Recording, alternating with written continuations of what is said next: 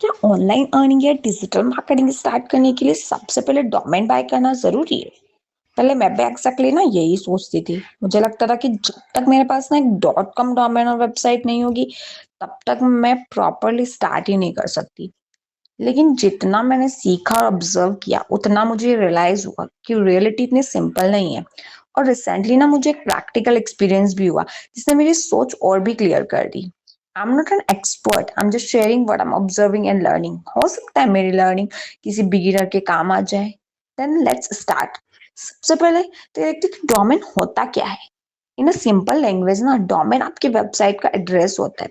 जैसे किसी घर का एड्रेस होता है वैसे ही ऑनलाइन वर्ल्ड में ना वेबसाइट का भी एक एड्रेस होता है। Then real question is here, क्या बिना डोमेन के ऑनलाइन जर्नी स्टार्ट ही नहीं हो सकती? So according to my observation, अगर आप कंटेंट क्रिएट करना स्टार्ट कर रहे हो, अपनी निश एक्सप्लोर कर रहे हो या ऑडियंस बिल्ड करना शुरू कर रहे हो, देन सिर्फ डोमेन न होने की वजह से रुकने की जरूरत नहीं होती। एक मिस्टेक जो मैं बहुत से लोगों में देखती हूँ, स्पेशली जब मैंने ऑब्जर्व किया ना कि बहुत से बिगिनर्स पहले ही दिन ना क्या करते, डोमेन होस्टिंग पेड टूल्स और बहुत सारे सब्सक्रिप्शंस खरीद लेते हैं, लेकिन कंटेंट बनाना कंसिस्टेंटली स्टार्ट ही नहीं करते। देन उसका रिजल्ट क्या होता है? सेटअप तो कंप्लीट होता है लेकिन ऑडियंस बिल्ड ही नहीं हो पाती। एंड कंटेंट और कंसिस्टेंसी पहले आती है then fancy setup. But my important learning is here, ये मुझे किसी कोर्स या फिर आर्टिकल से नहीं बल्कि प्रैक्टिकल एक्सपीरियंस से समझ आया।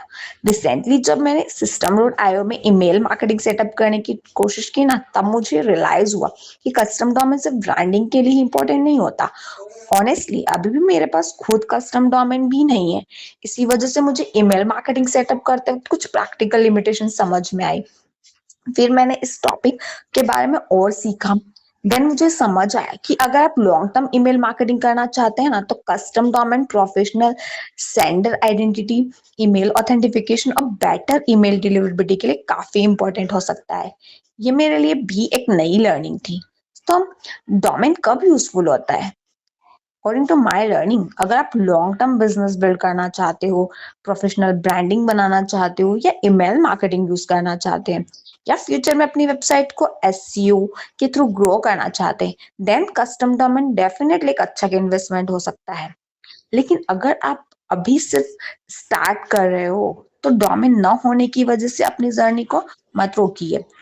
अगर हम 2026 की या आने वाले ईयर्स की बात करें तो 2026 या आने वाले ईयर्स की रिलेटिव अगर बात करें तो क्या होगा कि एआई टूल्स फास्टर हो रहे हैं, नो कोड प्लेटफॉर्म्स पहले से बेटर हो गए हैं, वेबसाइट बनाना भी काफी इजी हो गया है। लेकिन एक चीज आज भी सेम है, लोग सिर्फ टूल्स को फॉलो नहीं करते, लोग उन क्रिएटर्स को फॉलो करते हैं जो कंसिस्टेंटली वैल्यू शेयर करते हैं।